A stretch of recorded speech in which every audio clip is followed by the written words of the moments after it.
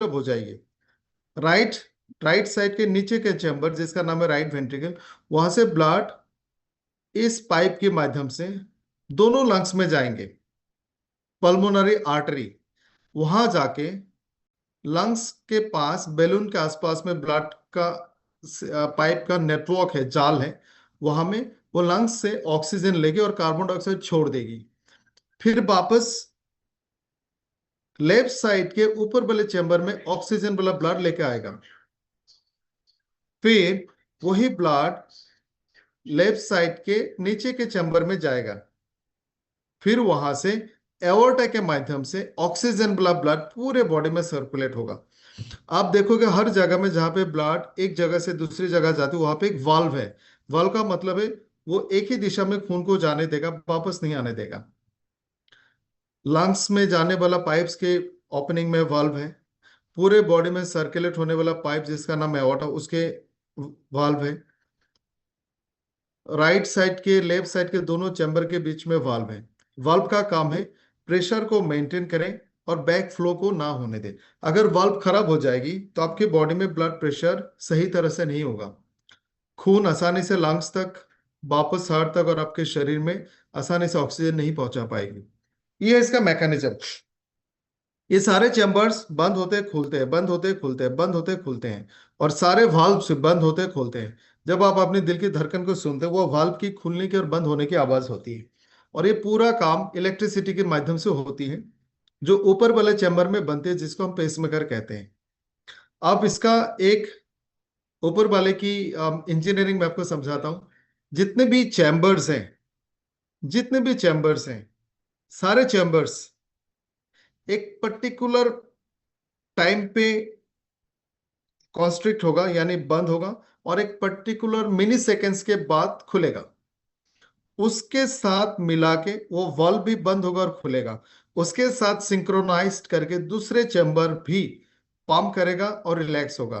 तो एक चैम्बर के साथ सारे चैम्बर का क्लोजिंग ओपनिंग, वाल्व्स का खोलना और बंद होना लाइंड अप है। और ये पूरा प्रोसेस एक सेकेंड के भी आधे समय में होता है। एक सेकेंड से भी कम वक्त में 10-15 स्टेप्स यहाँ पे हो जाती है। इसमें से कोई भी स्टेप में गड़बड़ी हो जाए तो हार्ट की प्रॉब्लम हो सकती है। तो आप ये समझ सकते हैं ये बहुत ही कॉम्प्लेक्स इंजीनियरिंग ऑर्गन है हमारे बॉडी का, और ये जब से हम पैदा हुए तब से हमारे लिए काम कर रहा है और हमें नहीं पता ये कैसा काम कर रहा है। कॉमनली जो बीमारियां होती हैं, ये जो अपने हार्ट की वॉल देखा है जो मोटा सा पिंक कलर का है, पर्पल कलर का है, ये मोटा वॉल है जो हार्ट को पंप करने में मदद करता है। कभी कभार ये हार्ट का जो चेंबर है वो बड़ा हो जाता है, यानी हार्ट का साइज बड़ा हो जाता है। ये जो वॉल है, ये वॉल ज्यादा सॉलिडिफाई हो जाती है, फ्लेक्सिबिलिटी कम हो जाती है, वॉल्व्स में प्रॉब्लम आती है। और ये पूरा काम करने के लिए हार्ट को जितनी ताकत चाहिए उतना ताकत हार्ट को एक खास तरह का खून की नलियां पहुंचाती है ऑक्सीजन और ग्लूकोज के माध्यम से। उसको कोरोनरी आर्टरी कहा जाता है। अगर उसमें प्रॉब्लम हो जाए तो आपका हार्ट ठीक से काम नहीं करेगा। एक छोटा सा वीडियो देखेंगे जिसमें आपको समझ में आएगा हार्ट काम कैसे करता है। मैं वीडियो प्ले करूंगा, आप लोग को चैट बॉक्स में लिखना है अगर ये काम कर रहा है या नहीं कर रहा है, आई मीन साउंड आ रहा है नहीं आ रहा है। The heart pumps blood throughout the body, carrying oxygen and nutrients to every cell. It's this circulation of blood that is vital to sustaining life.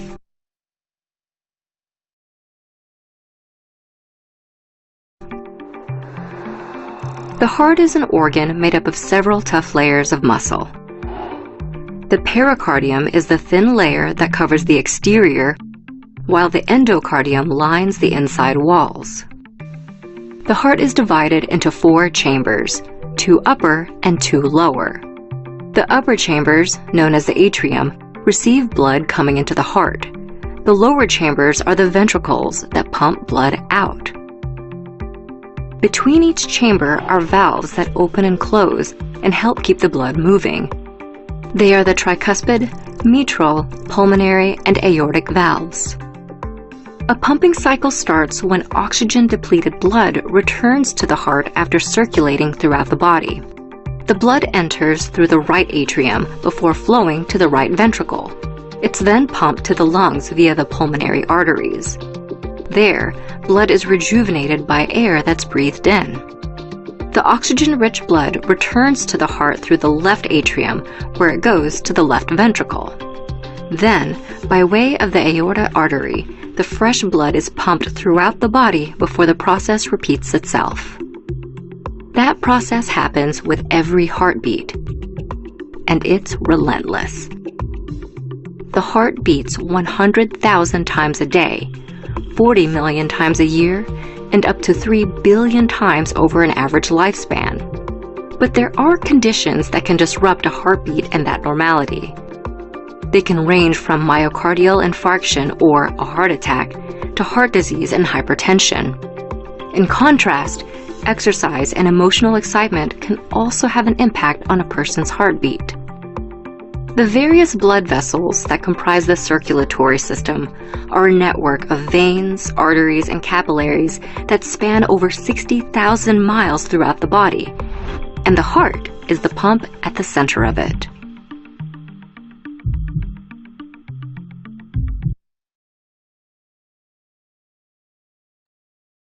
ये हार्ट का मैकेनिज्म आपने देखा। अभी थोड़ा सा ये समझते हैं, इतना काम हार्ट कर कैसे लेता है इतने मिली सेकेंड्स में, माइक्रो सेकेंड्स में। उसके लिए बहुत सारे chemical reaction, enzymatic reaction, vitamins, nutrients, minerals की जरूरत होती है, जिसके साथ हमारा सेंट्रल ब्रेन कनेक्टेड रहता है, सेंट्रल नर्वस सिस्टम जो ऑटोमेटिक काम करता है। आप चाह के अपने दिल की धड़कनों को तेज भी नहीं कर सकते, रोक भी नहीं सकते, ये ऑटोमेटिक है। इस हार्ट की जितने भी कंपोनेंट्स हैं, जितने भी पार्ट्स हैं,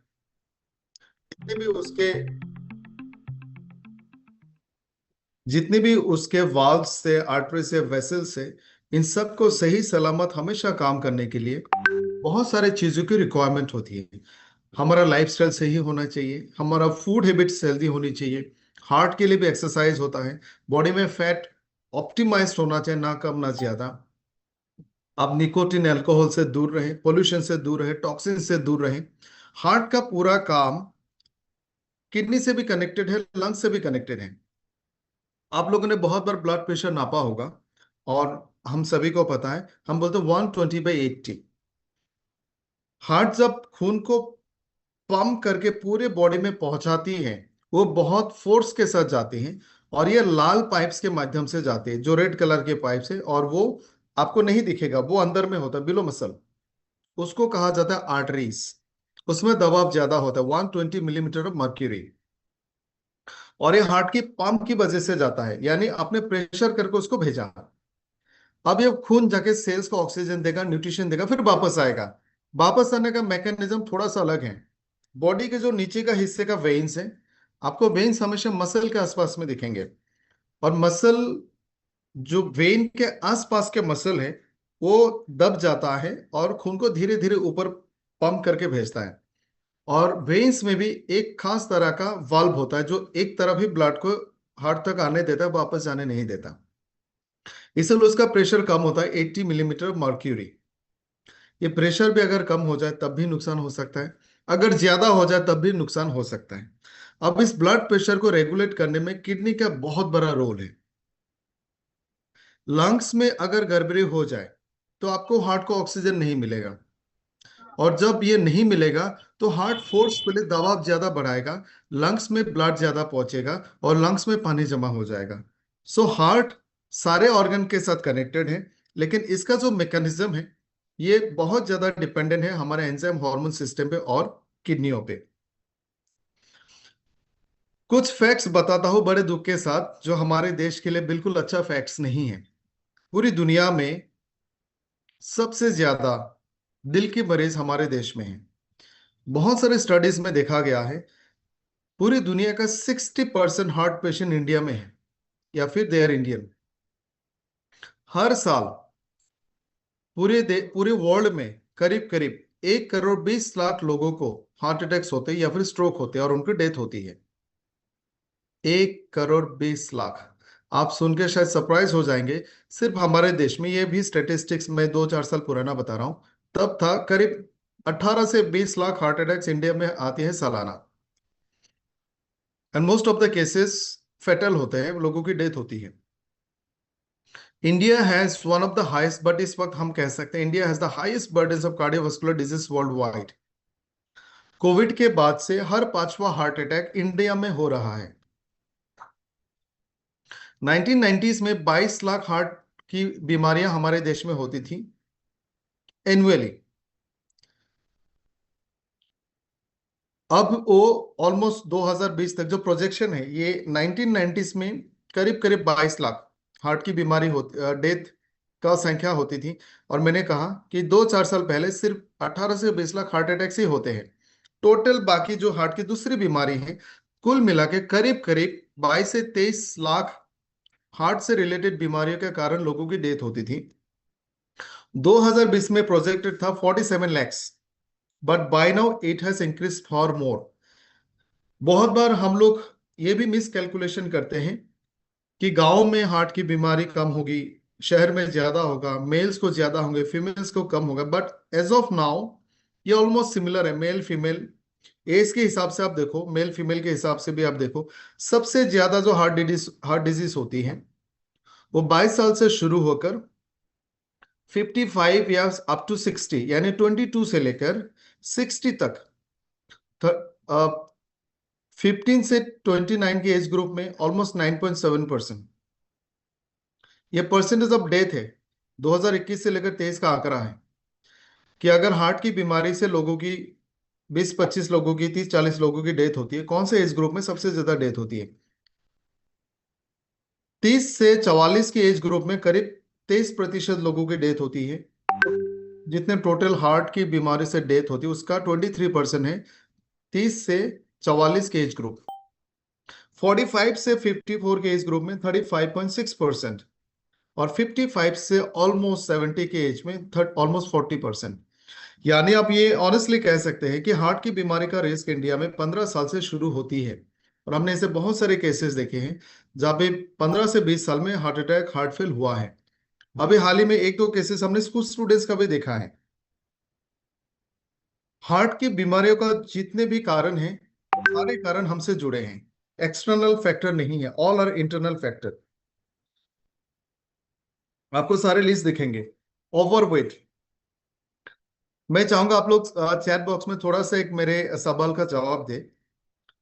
आप लोगों में से कितने लोग आप मानते हैं कि आपका वजन थोड़ा ज्यादा है? आप यस या नो लिख सकते हैं। सो वजन ज्यादा होना, डायबिटीज होना, genetic reason, smoking, high cholesterol and high blood pressure, ये सारे रीजन काफी हैं। इधर वन ऑफ देम, इसमें से कोई एक रीजन या फिर मल्टीपल हो, हार्ट की बीमारी करने के लिए काफी है। वेरी नाइस, ज्यादातर लोगों का जवाब नो ही आया।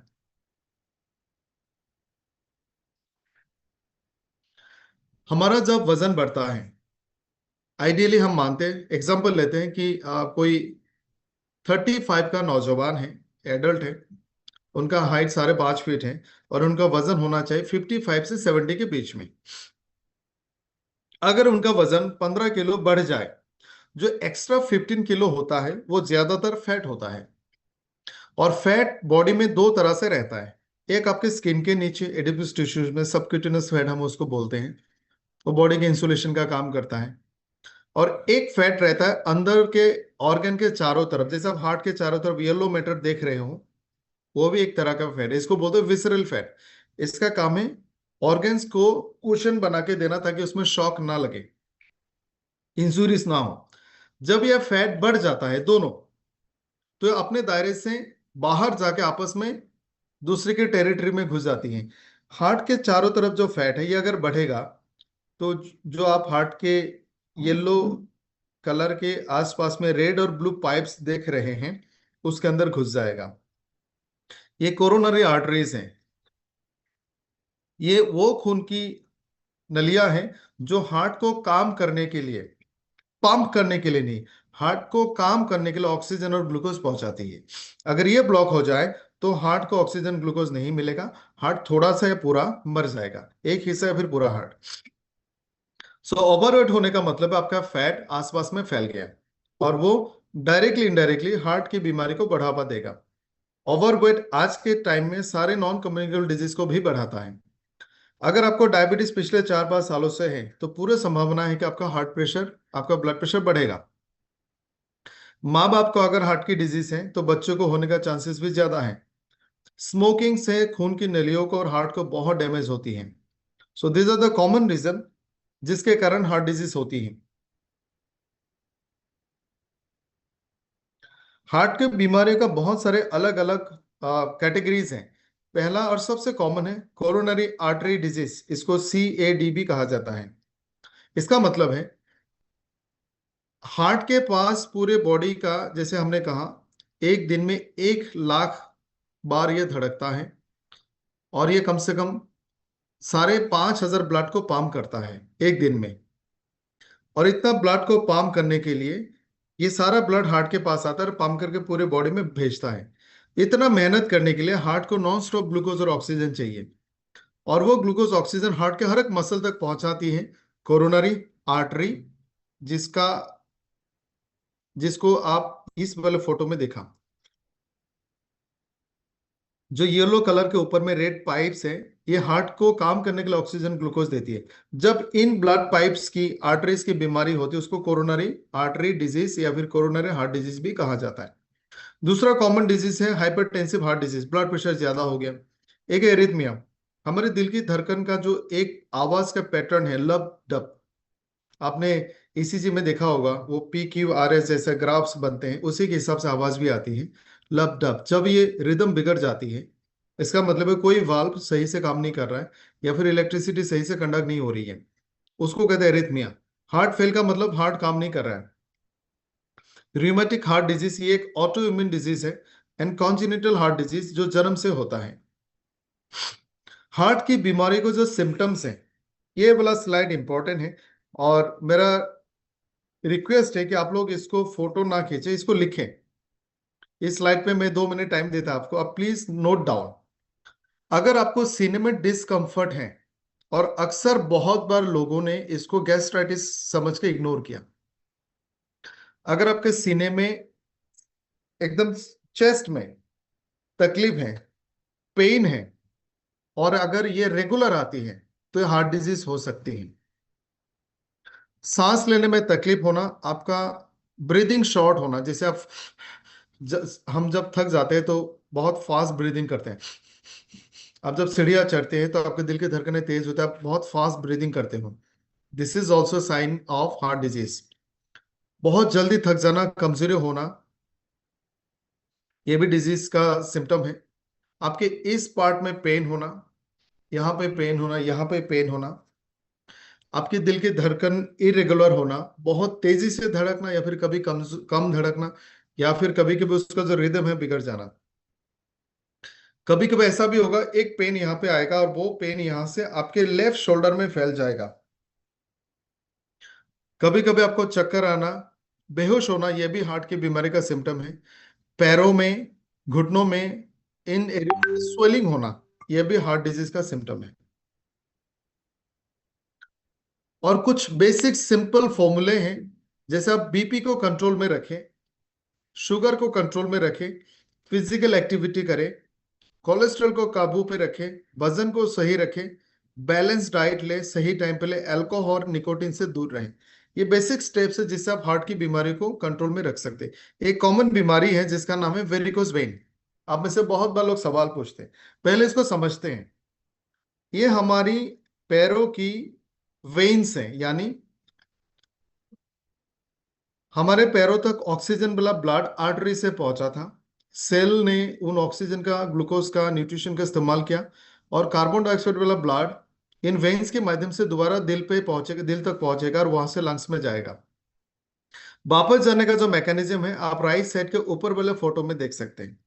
बहुत सारे छोटे छोटे वेन से ब्लड आके एक मेन वेन पे आएगा, और वहां पे वल्व बना हुआ है, यानी खून सिर्फ ऊपर की तरफ जा सकता है, नीचे नहीं आएगा।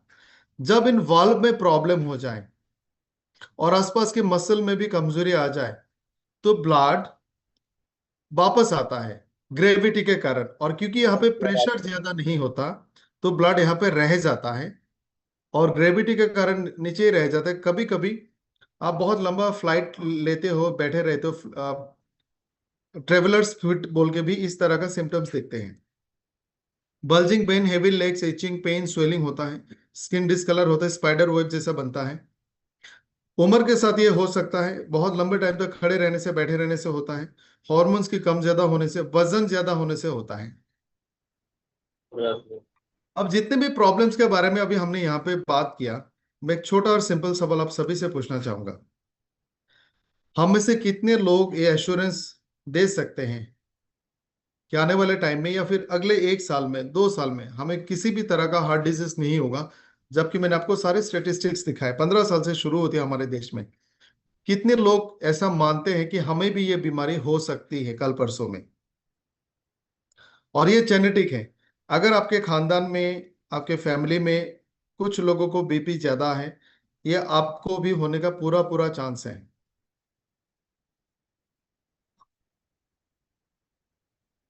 फिर से मैं रिपीट करूंगा, दुनिया का 60% दिल की बीमारी के मरीज हमारे देश में हैं। हार्ट डिजीज में इंडिया नंबर 1 है। दुनिया का हर 5वां हार्ट अटैक इंडिया में होता है।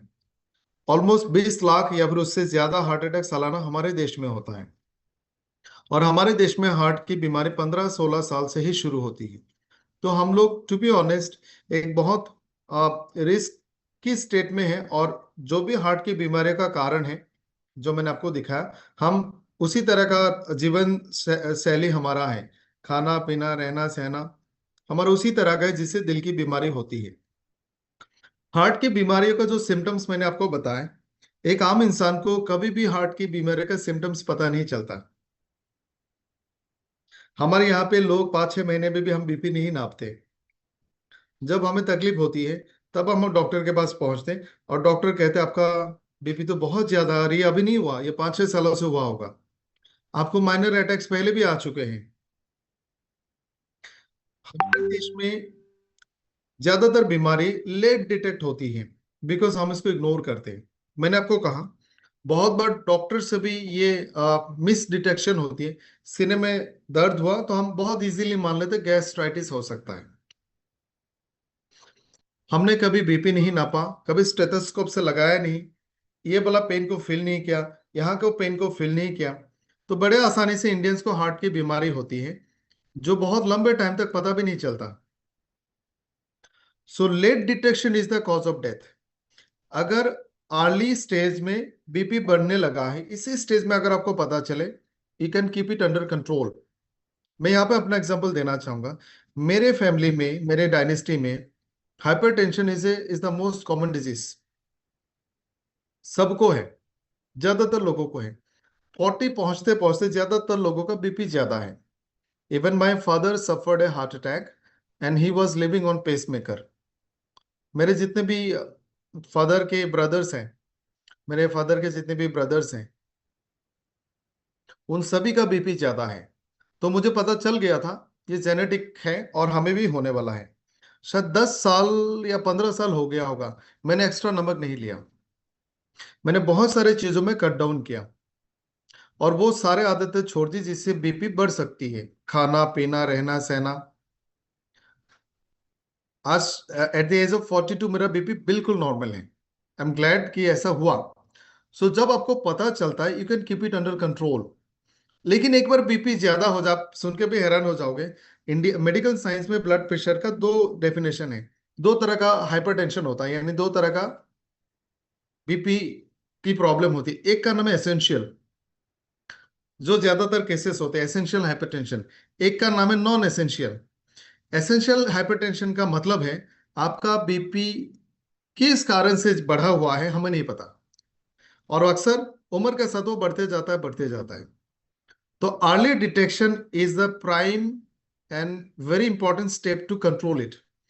तो आप लोग कोशिश करना अभी से हफ्ते में एक बार बीपी नापें, खाने पीने में, रहन सहन में चेंजेस लाएं। और एक बहुत आसान चीज है, अभी तक हमने जो कुछ भी देखा उसमें से ऐसे बहुत सारे डेली हैबिट्स हमारे हैं जो आप अवॉइड नहीं कर सकते। खाने पीने में मिलावट, pesticide, chemical, toxins, genetic factor, stress, medicine, side effects, daily का स्ट्रेसफुल लाइफ, आपका भाग दौड़ की जिंदगी, ये सारे रीजन काफी है। ऊपर से खाने पीने में जो फैट हम लेते हैं, ये सारी चीजें काफी है आपके दिल को बीमार करने का। इनको हम अवॉइड नहीं कर सकते। एक इम्पॉर्टेंट चीज जो इन सारे बीमारियों को लीड करता है वो है न्यूट्रिशन डेफिशिएंसी। सो हमने एक ऐसा सोल्यूशन आपके लिए पेश करना चाहते हैं, लेकिन this has to be started very early. मुझे लगता है 30 से पहले इसको स्टार्ट कर देना चाहिए। हार्ट वन,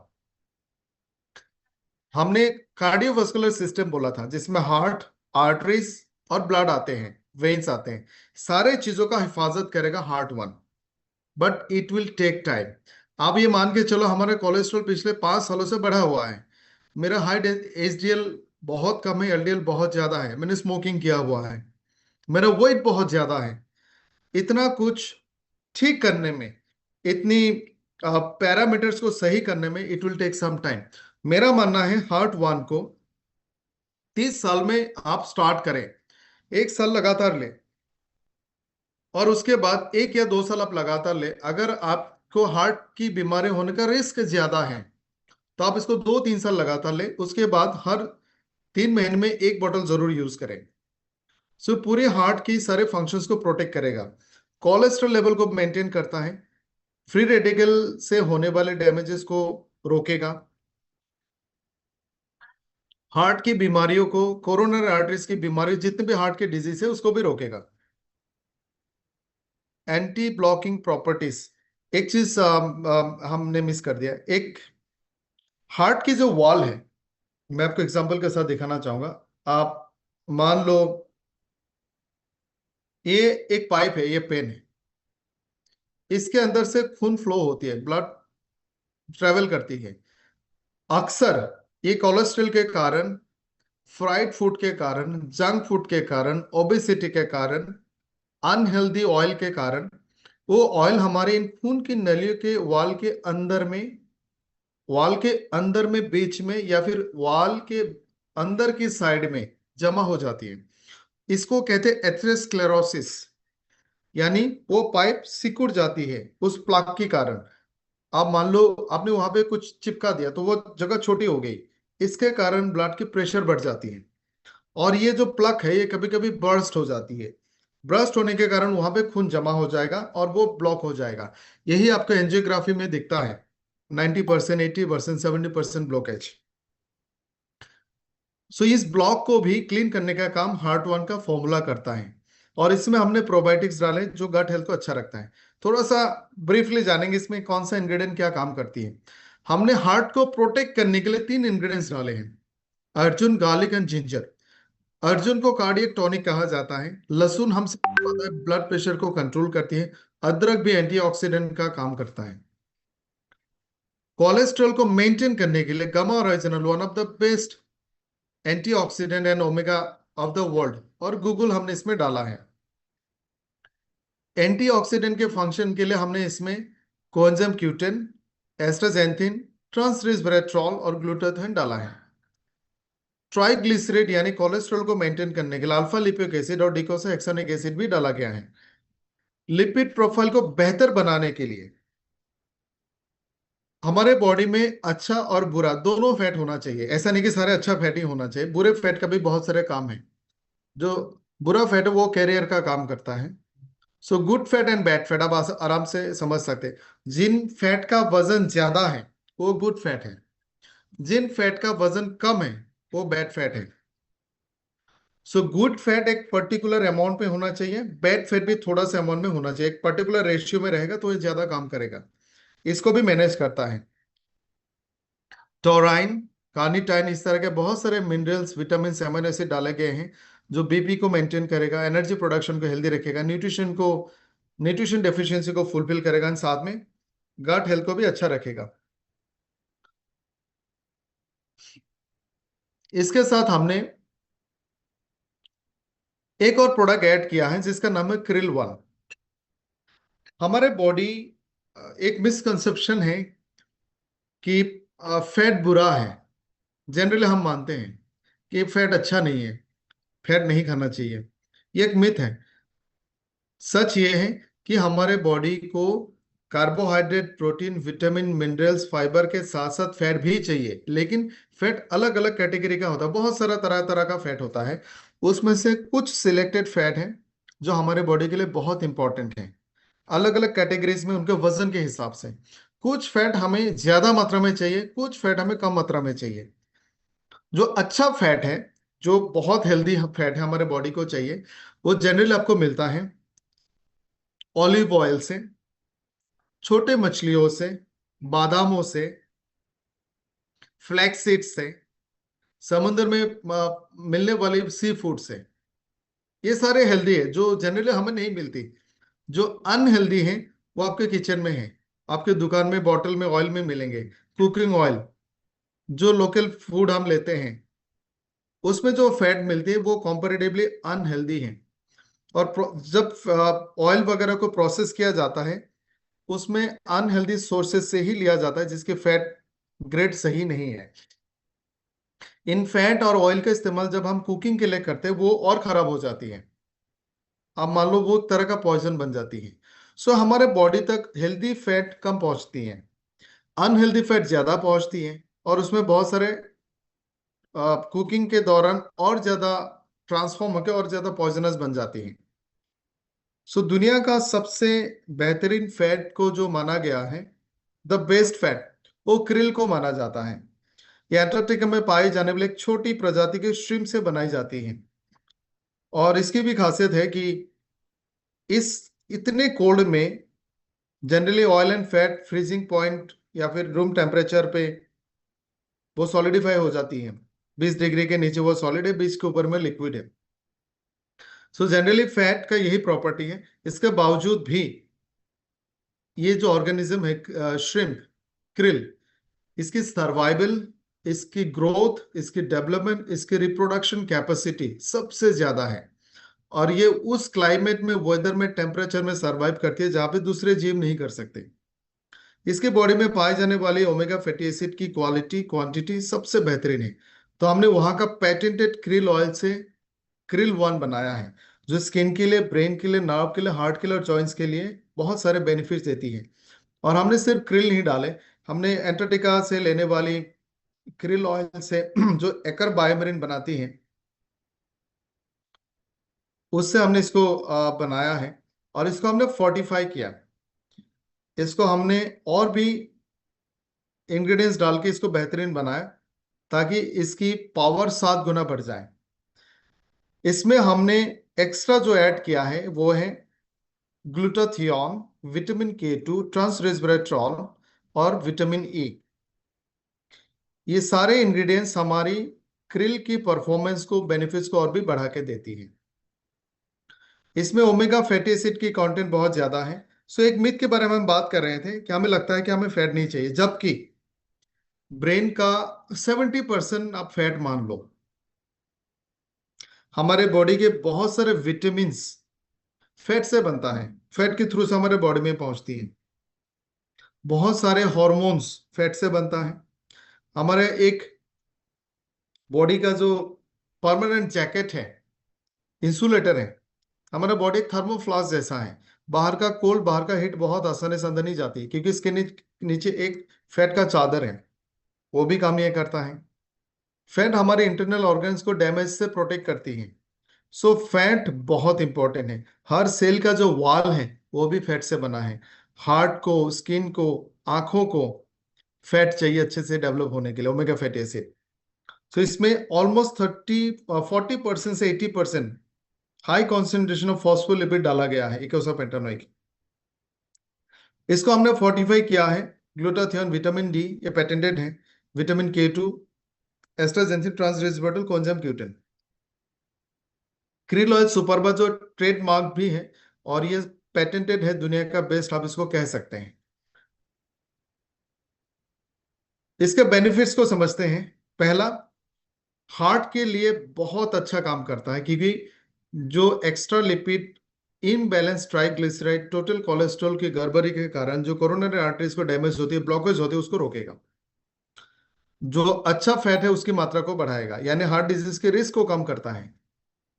इसके साथ स्किन को हेल्दी रखता है, ब्रेन के लिए अच्छा है, आंखों के लिए अच्छा है, जॉइंट्स और लिगामेंट्स के लिए अच्छा है।